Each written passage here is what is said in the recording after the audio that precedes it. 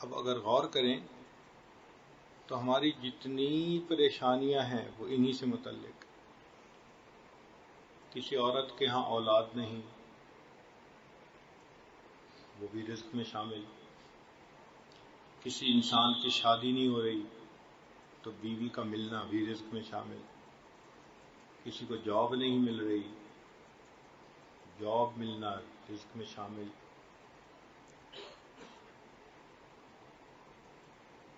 تو اگر آپ دیکھیں تو ہماری اکثر و بیشتر پریشانیاں رزق ہی سے متعلق ہوتی ہیں. کہیں بیٹی کا رشتہ نہیں ملتا، کہیں بیوی کو خامند کی محبت نہیں ملتی، کہیں خامند کو بیوی کی وفا نہیں ملتی، کسی کا کاروبار اچھا نہیں چلتا، کوئی قرضوں میں دبا ہوا ہے، کوئی محنت کے باوجود کچھ نہیں کما پاتا، بچوں کو پڑھائی نہیں کرا سکتا. اکثر و بیشتر پریشانیاں انہی سے متعلق ہیں. تو جب پریشانیاں انہی سے متعلق ہیں اور اسی کی فہرست بن رہی ہے تو کیوں نہ انسان اس وقت اللہ کے ہاں فریاد کرے. پھر یہ فہرست جب بننی شروع ہو جاتی ہے تو اللہ رب العزت نے ایک کرم کیا کہ بندوں کو موقع دے دیا مانگنے کا. اگر اللہ تعالیٰ چاہتے تو ایک ہی رات میں فیصلہ ہو کے کام ختم ہو جاتا، مگر نہیں، بندوں کو موقع دے دیا کہ تم اپنی پریشانیاں اپنے رب کے حضور پیش کرو، اپنی بیماریوں کی شفا مانگو، مصیبتوں سے پناہ مانگو. تم مانگو، اللہ کے خزانے کے در کھلے ہیں. تو اس کے لیے اللہ تعالیٰ نے ہمیں ایک لمبا وقت دیا. کتنا؟ 27 رمضان کی رات تک. 27 رمضان کی رات تک یہ فیصلے مکمل ہو جاتے ہیں اور پھر وہ فہرست فرشتوں کو ایگزیکیوشن کے لیے آگے فارورڈ کر دی جاتی ہے. اسی لیے رمضان مبارک کی اہمیت بھی بہت زیادہ.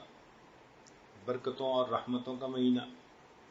اللہ تعالیٰ نے کرم کیا کہ میرے بندو تم بھوکے پیاسے رہو، تمہیں اجر ملے گا، تمہارے دلوں میں نور آئے گا، تمہارا دھیان میری طرف ہوگا، تم مجھ سے مانگو گے میں تمہیں دوں گا.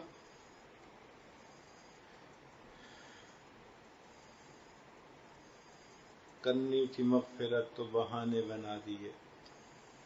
اللہ رب العزت چاہتے تھے کہ بندوں کو بخشوں تو ہمیں 1 مہینے سے زیادہ کا وقفہ دیا گیا، 40 دن سے زیادہ کا. یہ آج کل کے دن اور راتیں ان میں بجٹ تیار ہو رہا ہے. تو بجائے اس کے کہ ہم مخلوق کے سامنے دھکے کھائیں اور ہاتھ پھیلائیں اور مخلوق کی طرف نظر جمائیں، کیوں نہ ہم اپنے رب سے مانگیں. جب وہ پروردگار دینا چاہتا ہے تو ہم کیوں نہ اس سے لیں جو دے کے خوش ہوتا ہے. عجیب بات یہ ہے، اللہ تعالیٰ دے کے خوش ہوتے ہیں، بندہ لے کے خوش ہوتا ہے. تو پھر اللہ سے مانگے. اس لیے آج کل کے دن رات اہمیت کے حامل ہیں.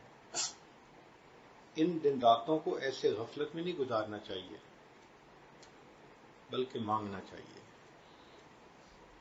اور ہمارے پاس 27 رمضان کی رات تک کا وقفہ ہے. جتنا مانگیں گے اللہ تعالیٰ اتنا ہی انسان کے ساتھ خیر کا معاملہ کر دیں گے.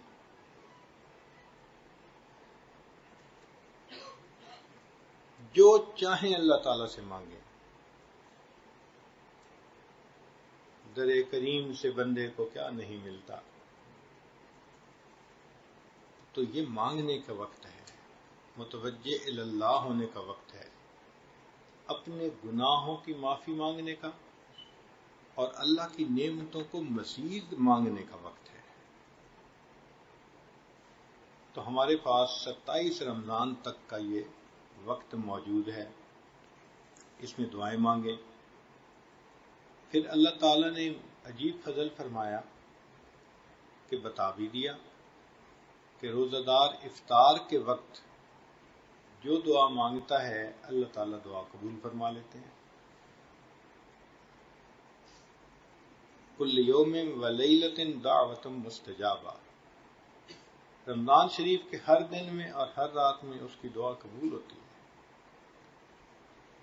اب سوچئے کتنی اللہ نے مہربانی کر دی، دعا قبول کرنے کی بھی خوشخبری دے دی۔